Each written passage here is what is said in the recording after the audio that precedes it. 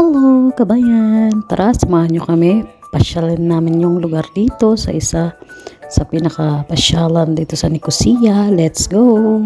Kasama ko na naman pala si Jowa. Pinuntahan niya na naman ako. How sweet naman. Thank you, Pangga.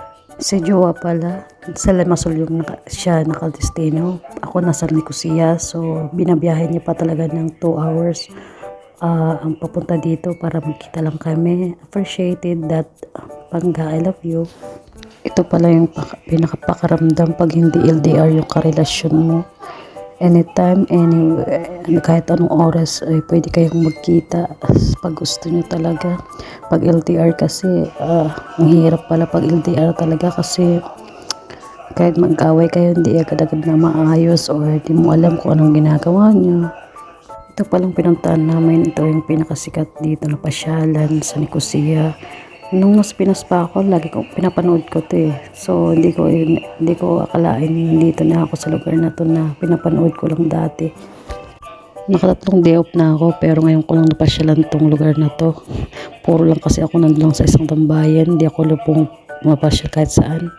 So nag-decide kami ni Jowa na magpasyal muna bago kami mag-stay sa isang lugar na for waiting para maghiwalay naman kami.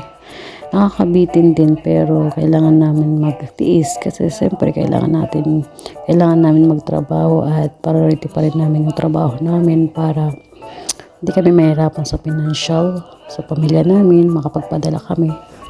At ayaw ko rin yung pakiramdam na nahihirapan ako sa financial, mas lalo yung magiging partner ko, pares kami. Ayoko na mahirapan, mas lalo may pamilya ko na kailangan suportahan or may mga goal ako na gusto kong pag-ipunan na for the future kasi hindi naman tayo bumabata, tumatanda tayo ko. So hindi habang buhay nasa ibang bansa tayo. At ito na nga, nagutom na kami. Nag-order na si Jowa ng McDonald's. So, yun ang pinaka-lunch namin. Gusto ko sana KFC kaso hindi namin mahanap yung KFC or late pa ata magbubukas. Kaya nag-McDonald's na lang kami. So, pagkatapos namin kumain, nandito na kami sa labas. Nagpupo muna kami. Waiting for time na magtambay kami sa isang lugar. At doon kami mag-waiting ng time para umuwi. Ganon. Salamat pala, Pangga, sa pagpunta mo lagi. Kung saan ako, pinupuntahan mo talaga ako. Appreciated na ginagawa mo sa akin na kahit malayo, pinupuntahan mo talaga ako. Thankful ako dahil nakilala kita at napaka-sweet mo talaga in person. Kaya happy ako. So hangad ko lang sa ating dalawa ay continue lang tayo. Maaway man or tampuhan man yan.